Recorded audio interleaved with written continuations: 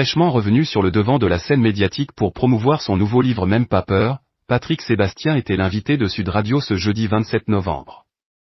Et dès le début de l'émission, il a replongé dans ses souvenirs de jeunesse, ceux de l'époque où, âgé d'à peine 20 ans, il montait à Paris avec les 600 francs en poche pour tenter sa chance.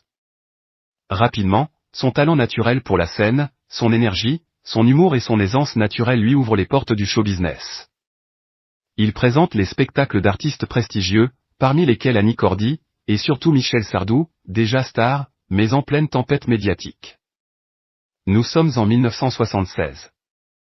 À cette période, le chanteur traverse une période délicate depuis la polémique autour de Je suis pour, titre interprété comme un soutien à la peine de mort.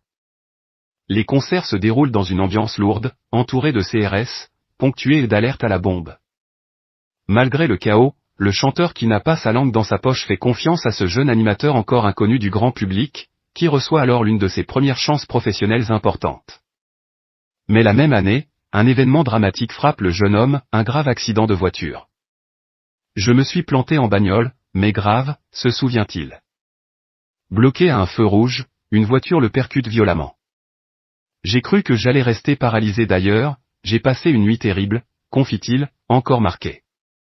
Sans voiture et sans argent pour en acheter une nouvelle, en totale détresse, il se tourne alors vers Michel Sardou pour lui demander de lui avancer l'argent. Il espère que l'artiste accepte de lui faire un simple prêt qu'il compte rembourser en sacrifiant ses cachets à venir. La réponse du chanteur le marque à vie. Il m'a fait le chèque tout de suite, raconte-t-il. Mais quelques jours plus tard, Sardou le convoque dans sa loge pour lui annoncer une décision complètement inattendue. Il me dit, bon, l'argent qu'on ne t'a pas donné, on va te le donner et pour le reste tu ne me dois rien, mais à une condition, tu n'en parles à personne. J'ai trouvé ça formidable, une générosité silencieuse, faite dans le secret d'une loge, qu'il n'oubliera jamais. Et ce ne fut pas le seul geste de cet artiste au grand cœur. En 1990, lorsqu'il perd son fils de 19 ans dans un accident, il écrit un texte, chanté quand même, qu'il souhaite voir chanté par Sardou, une seule fois, sur scène, mais sans public. Mais encore une fois, l'ancien voisin de Cyril Hanouna dépasse toutes ses attentes. Il compose la musique dans la nuit et intègre le morceau à son album suivant. Pour moi, c'est un superbe hommage à mon fils, confie l'animateur avec émotion. Depuis, Michel Sardou occupe une place bien particulière dans son cœur. Ce lien, tissé dans l'ombre, demeure l'un des plus forts de sa vie.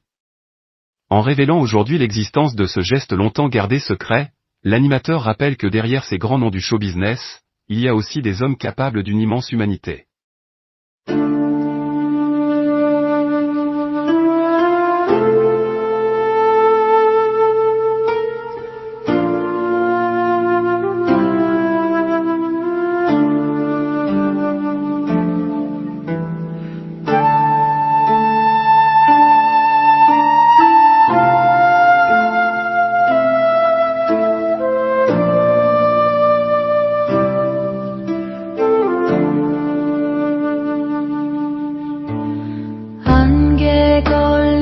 산자락에 묵은 근심 내려두고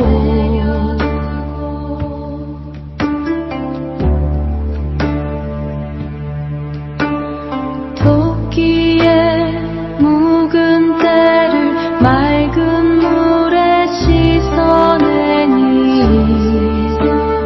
고요한 마음자리엔 푸른 연꽃 피어나네 피어나네